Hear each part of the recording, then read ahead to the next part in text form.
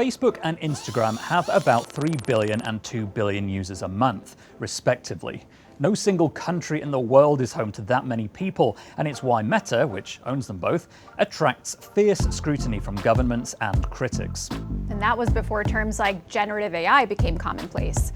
But for years behind the scenes, Meta's been building a vast network of AI researchers, and it's used what they come up with to show people content and ads it thinks is going to keep people clicking.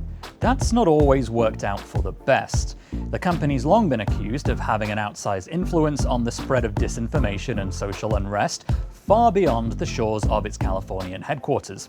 And that's led people to question whether switching on even bigger, faster, smarter forms of artificial intelligence is actually good for the world. Meta says it is, and its boss, Mark Zuckerberg, must know what's at stake if his company gets it wrong. So, on this episode of AI IRL, we're speaking to Sir Nick Clegg, once a nearly 20-year veteran of British government, now the man Meta's got in charge of convincing the world's public that his employer is doing the right thing for us all.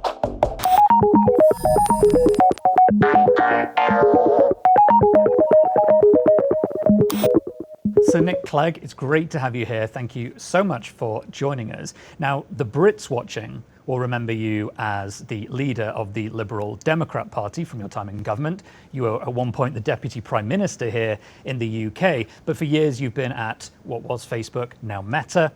So give us a sense, how is AI changing what you and the company does at the moment?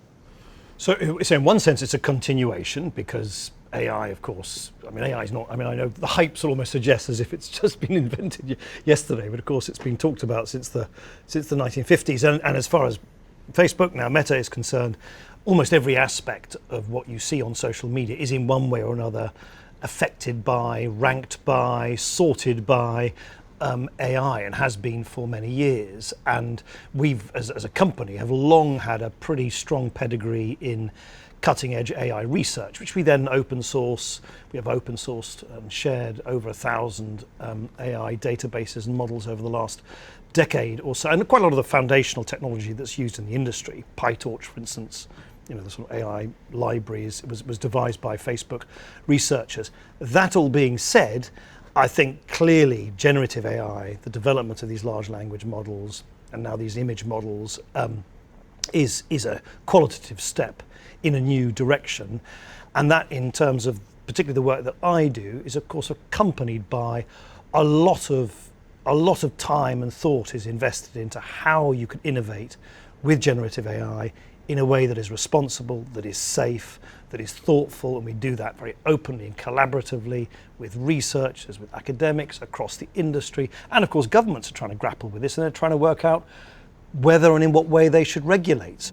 Not to ask people about their bosses, but Mark Zuckerberg, how is it changing his priorities? Because for a long time, he seemed very focused on building a metaverse, and now, we tend to just hear about the AI side of things. I'm just curious to get your sense of how those priorities are shifting. Are they shifting? You would say they're not incompatible. In fact, they're sort of mutually dependent on each other. You can't really build a sort of metaverse suite of products, namely the idea of moving from a sort of 2D internet where you're looking at something on a flat screen to actually being immersively in an environment where even if the three of us were physically apart, if we were wearing virtual reality headsets, we'd be able to communicate with each other as avatars now, in the future hopefully as holograms, feeling really we're breathing the same air. Now that technology cannot be built without AI. Well, you certainly can't build content for that, for those experiences without AI. But it certainly seems like the rollout of some of those headsets just hasn't quite caught on at the speed at which it was initially promised. And now you have generative AI just catching wind really quickly since last year. You have new generative AI tools that the company is releasing. How would you rank kind of those two priorities, though, given the headsets just aren't quite catching on at the same speed? So I don't think we ever actually claimed that the headsets were suddenly going to sweep the board.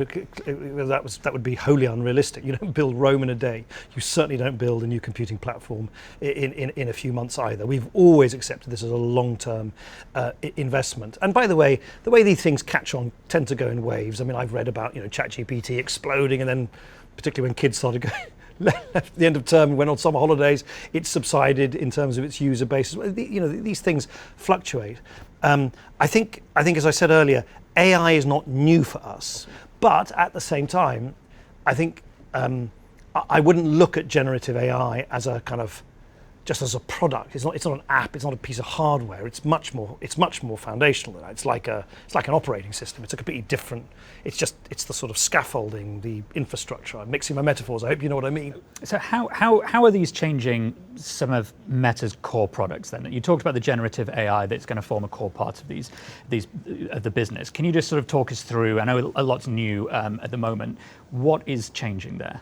So I think if you look at, for instance, at the where content comes from that is being recommended to you on Instagram, we've been very open about the fact that over the last year or two, we were already leaning into having more recommended unconnected content. In other words, content that was not connected to your family and friends, but that our AI systems have been able to scour the internet and say, you might be interested in this, you might find this amusing, you might find this fun, you might find this educational. I think you'll see an acceleration of AI systems not only recommending content, but now increasingly generating content. So one of the things that we've been working on is how to make sure that people can distinguish between the provenance, the origin of something which is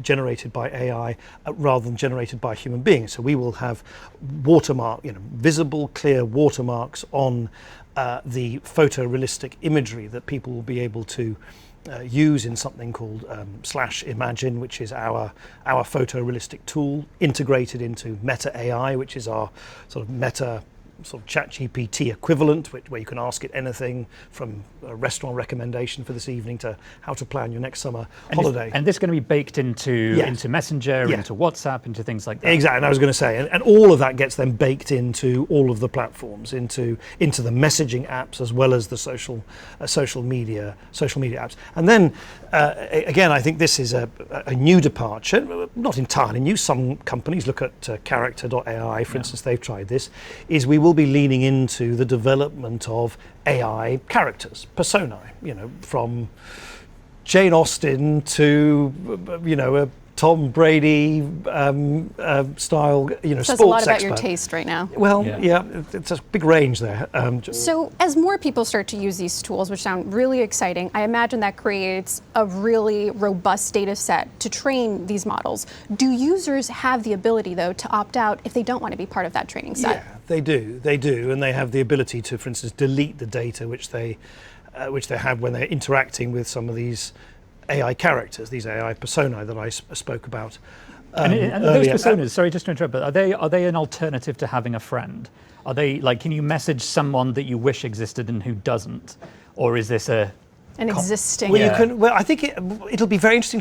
Actually, I think the truth is, let's see how people use them. Often it's the most sort of unexpected use cases that really take off, but you will be able to bring in these AI persona into a group chat. So you have a mixture of. So if you're a group of friends who are organising a holiday, you'll be able to all together chat with one of these, with the travel agent who is an AI persona who'll be able to give you recommendations in that chat group. And for these product development roadmaps, how early in that process do you personally get brought into those in terms of making sure that what's being considered by engineers, by developers, actually tick the boxes that obviously regulators and governments and people worldwide need ticking before they are adopted by millions of people? Right at the outset. So I think the kind of way in which we become more and more joined up, the bigger and bigger that the company has become, as you quite rightly say, in order to anticipate some of the legal, regulatory, moral, ethical, cultural issues which these new products might bump up against, the more we can plan for them, and the more. And by the way, you will have seen when we open sourced our large language model, we produce a 75-page research paper, explaining exactly how that AI model was assembled. Yeah. We have provided unprecedented amounts of information about what data is and is not used, making it very clear, for instance, that the data of your communication with family and friends is not included in the training data, as well as what you can do to control your experience and the use of your data. And I think that is all to the good. The more open we can be about how these new technologies operate, the more open we can be about what the risks and the benefits are, what the controls are for users, and also how we need to work with others. We've had thousands of hours of red teaming, stress testing to make them as safe as we possibly can. We can't guarantee that they won't spew something inappropriate or something, unwelcome at any point, but we can keep retraining it. And we try and do that as openly as possible with other folk in the industry. Because if I can just take one specific thing, which I feel really strongly about, you can't reassure people about a new technology if you can't detect it in the first place. That requires high levels of industry cooperation, which is not yet fully mature, but is something we're trying to lean into through something like the Partnership for AI, for instance. The way you're innovating responsibly, it sounds like, has a lot to do with your open source philosophy, which not every AI company out there is adopting. Some are closed source models. And this came up in talks in Washington where leaders were, just a few weeks ago talking about why they adopt a certain stance versus another. Why did Meta decide to go in this direction, especially because critics would say perhaps open source models can actually make it harder to police and then hold that company accountable?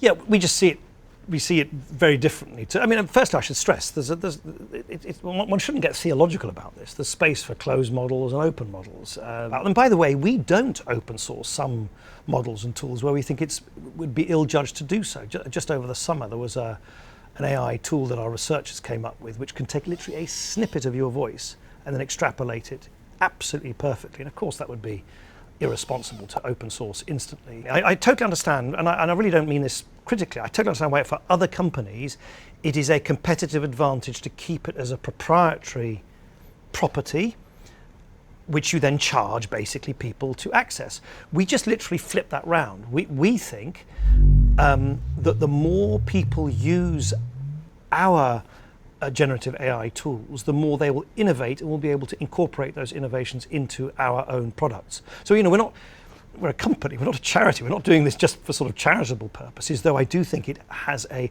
tremendously positive effect on democratizing technology. Just imagine what it must feel like if you are a country in Latin America, Sub-Saharan Africa, or in other parts of the world where you just don't have any of the private or public entities that have either the money, because you need a considerable amount of money, or the very significant GPU computing capacity, or the data to build any of all of these things. So we think in the not even the long run, actually, relatively quickly, shared technology tends to be safer technology.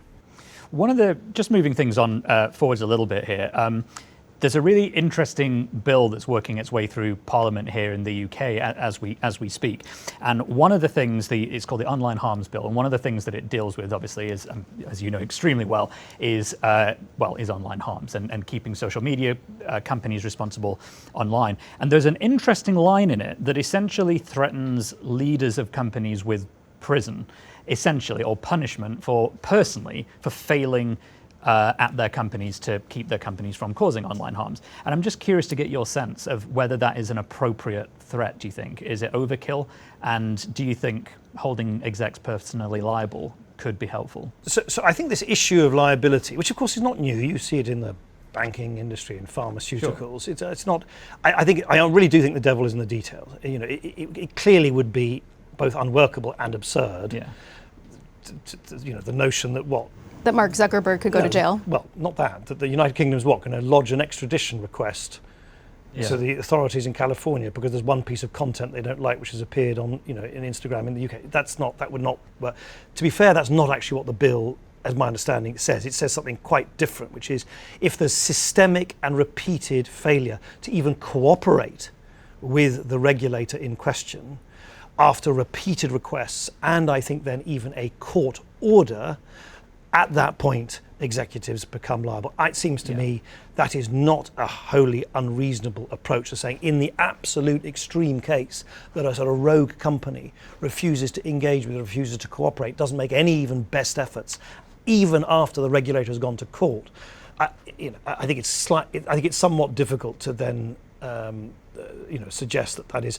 The line I picked out was the individual has failed to take all reasonable steps to prevent that offence being committed. The offence being online harms, like it's all steps. No, I don't think it is that. I think if you, to be fair to the bill, though I'm not a legislative lawyer, but I think to be fair to the bill, it is much more heavily caveated than that.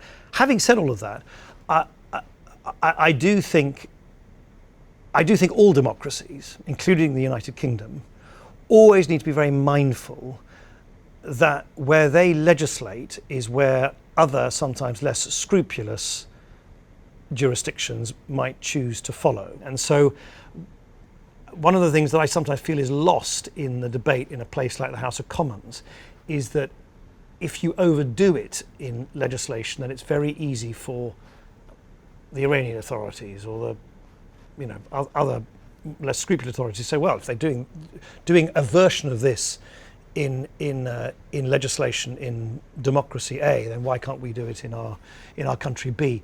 And that's one of the things I somewhat worry about sometimes, which is that the debate around controlling content online, which of course I understand the political instinct, because it's all about exercising political sovereignty over things that your citizens see, can often almost accidentally aid and abet those people who actually want to censor speech around the world and pressure private companies to do their bidding. And that's why one needs to, I think, tread extremely carefully in taking on powers like the one that you've just cited. Yeah. Let's bring it over to the United States for a bit.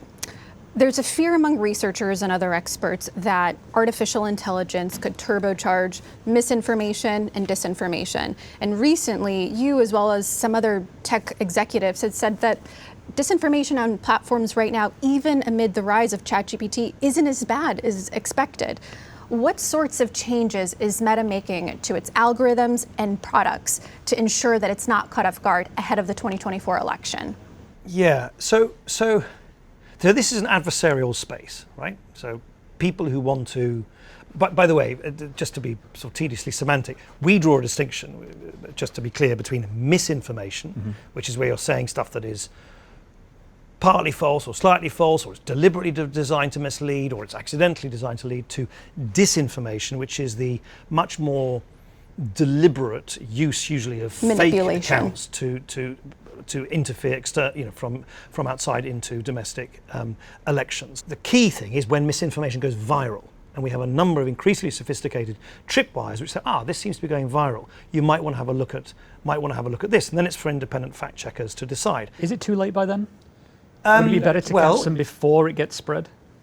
Well, how do you do? You can't vet what someone posts before it's posted. So the speed at which you do it is crucial, and that's my point. AI has allowed us to become faster and faster and faster. At flag or identifying potential viral content which might need to be scrutinized. And of course, that's our job, and that's why we've invested $16 billion, I think, over the last 5 years. We have thousands of people working on this. I keep reading about, oh gosh, we're letting our guard down. No way. We are putting a huge amount of time and effort into preparing for these rash of elections we have next year. India, UK, possibly US, Mexico, and so on.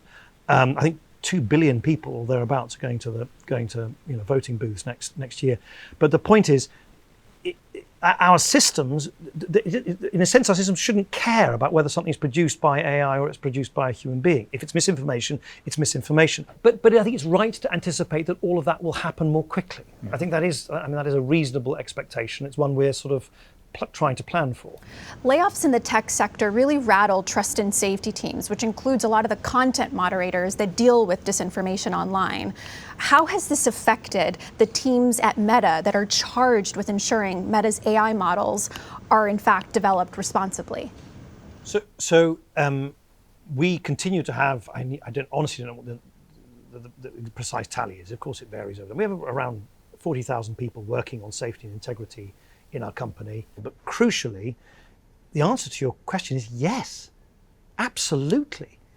We want as much as possible to have new AI tools to facilitate the way in which we keep our users safe and the way in which we enforce our policies and ensure that content that violates our policies is acted against. Because it doesn't matter if we employed 400,000 or 4 million. It still would never, and you can't solve this problem by just employing more people. And I would strongly urge people not to regard this as just as a sort of headcount issue. Honestly, a few hundred or even a few thousand people here or there is not the issue. The issue is one of technology. We won't always be perfect. There will always be parts of the system that don't operate as they should. But is the answer in the long run AI-fueled technology rather than, a few extra people here or there? Yeah, absolutely, undoubtedly, yes. So where does algorithmic bias factor into that? If these are, largely what the company's going to be relying on to detect misinformation and disinformation? So you mean bias in AI systems? That's right. So bias in AI systems is something which we spend a lot of our research, it's called FAIR, Facebook AI research team, has done a lot of groundbreaking work on this, and you can do a considerable amount in the training phase of these models to ensure that bias is anticipated and that stereotypical content is not relied upon. You then have to use a sort of feedback loop where when everyday users are using these AI models to make sure that bias is not creeping into the way that the systems operate. I think we've made huge advances in that. So let me ask you, Meta and Facebook were at one point the poster child for move fast and break things. And you had a lot of technology 10 years ago, you have a lot of technology now. So how can you be confident that people can trust that you aren't still moving fast and breaking things, but with AI now? I think transparency and accountability.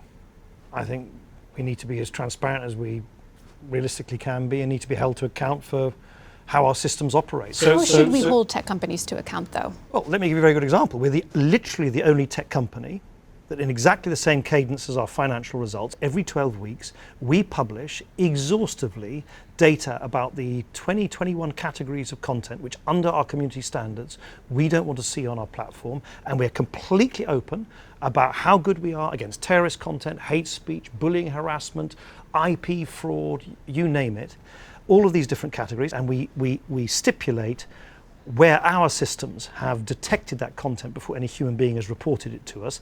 And more than that, we get it independently audited. So EY audits it, because you're not going to believe our homework. And to give you an example of the progress, exactly the issue we've just talked about, hate speech, the prevalence of hate speech now, according to the latest audited statistics that we've published, is down to 0.02%.